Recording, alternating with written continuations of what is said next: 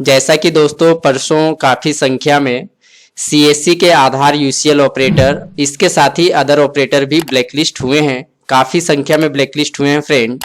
क्यों इतनी संख्या में ब्लैकलिस्ट हो रहे हैं, क्या कारण है जो इतने ज़्यादा ब्लैकलिस्ट हो रहे हैं? क्या उन्हें समझ में नहीं आ रहा है कि किस प्रकार से आधार अपडेट करना है या फिर क्या करना है नहीं करना है?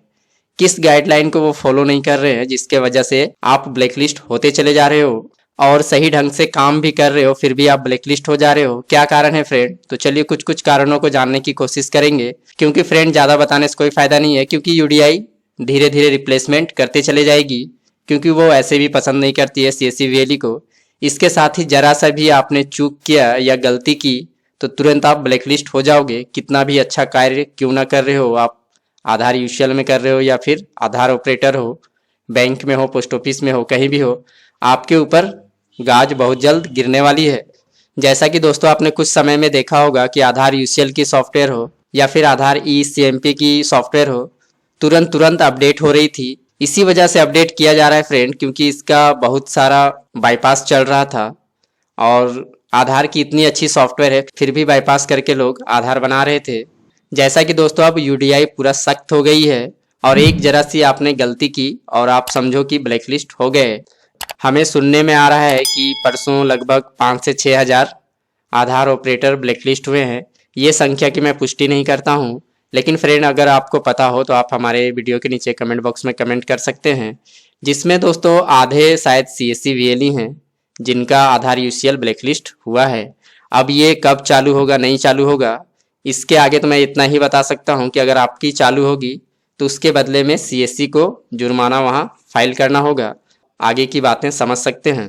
कुछ लोगों का कहना यह है फ्रेंड कि 6 महीना में, साल भर में आपकी आधार यूसीएल की सॉफ्टवेयर ब्लैकलिस्ट हो जाएगी ऑटोमेटिक। ये रोटेशन नीति है, क्योंकि 4 लाख सीएससी वीएलई है, तो इस प्रकार से जब पुराने को बंद नहीं करेंगे तो नए को कैसे मिलेगा? ये थोड़ी थोड़ी कुछ समझ में आती है, लेकिन दोस्तों ये भी कोई परफेक्ट बात नहीं है, क्योंकि हमारा खुद 1.5 सालों से चल रहा है और अभी तक सेफ है। क्यों सेफ है?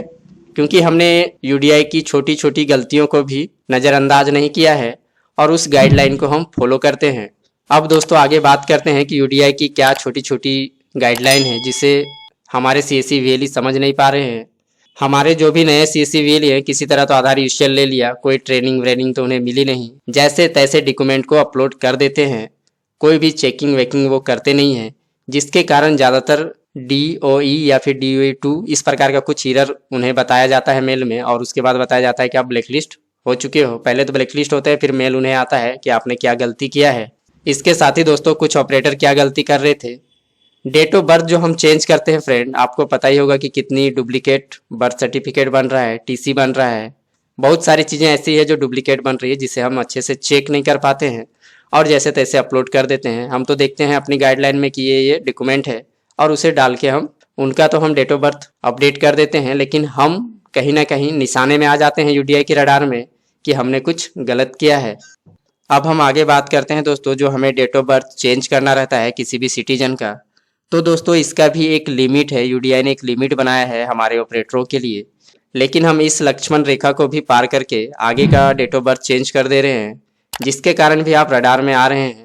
ये सब चीज़ें आपको तो पता नहीं होगी, लेकिन यूडीआई ऊपर से सारी चीज़ों को देख रही है, जिसके कारण भी जो इतने सारे ऑपरेटर ब्लैकलिस्ट हो रहे हैं, बहुत सारे कारण हैं।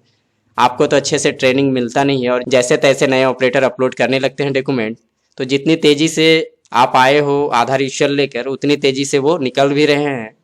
मेरी बातें थोड़ी कड़वी लग सकती हैं ऐसे ऑपरेटरों को, लेकिन फ्रेंड ये सच्चाई है। अब हम आगे बात करते हैं दोस्तों आधार अपडेट करने का समय का। ऑफिस टाइम क्या होता है, आप कभी बैंक या पोस्ट ऑफिस के बाहर खड़े रहें तो आपको ऑफिस टाइम का अंदाज़ा लग जाएगा, लेकिन यूडीआई ने गाइडलाइन में आपको सीधा साफ बताया है कि ऑफिस टाइम पे काम करें।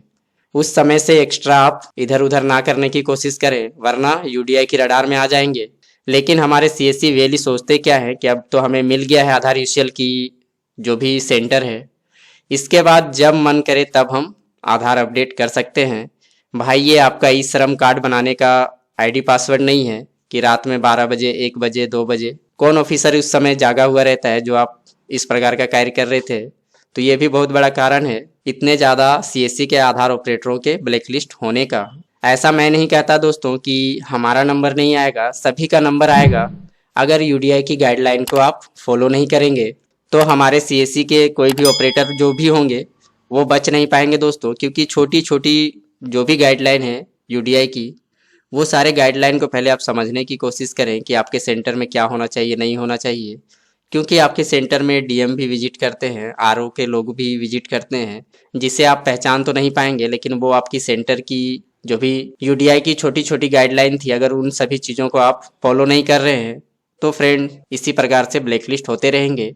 अंत में यही मैं कहना चाहूँगा, जो भी हमारे ऑपरेटर ब्लैकलिस्ट हुए हैं इसमें तो मैं कुछ विशेष कह नहीं सकता फ्रेंड, लेकिन जिस प्रकार से पहले हम कार्य कर रहे थे दोस्तों सीएससी सेंटर के माध्यम से, तो आगे भी उसी प्रकार से कार्य अपना निरंतर करते रहें। ये एक आप योजना की तरह समझे कि जिस प्रकार से पीएमजी दिशा आई थी, आयुष्मान कार्ड आया था या फिर सर्वे का कार्य आया था, तो आप उसी प्रकार से समझें कि ये जो कार्य हमें मिला था आधार यूसीएल का, तो वो एक टाइम टेबल के अनुसार था और वो टाइम टेबल हमारा ख़त्म हो चुका है। अब जो भी होगा आगे सारी चीज़ों को देखी जाएगी, फिर भविष्य में इस प्रकार की सेंटर हमें प्राप्त होता है या फिर नहीं होता है। लेकिन फ्रेंड कुछ बातें थी जो हम कहना चाह रहे थे, जो हमारे आधार यूजुअल ऑपरेटर बचे हुए हैं। तो फ्रेंड आप यूआईडी की पूरी गाइडलाइन को फॉलो करें। बहुत सारे लोग गाइडलाइन को फॉलो भी करते हैं फिर भी ब्लैकलिस्ट होते चले जा रहे हैं। इसके आगे जो भी आपकी राय हो हमारे वीडियो के नीचे कमेंट बॉक्स में कमेंट कर सकते हैं। वीडियो देखने के लिए आप सभी दोस्तों का बहुत बहुत धन्यवाद। Thank you.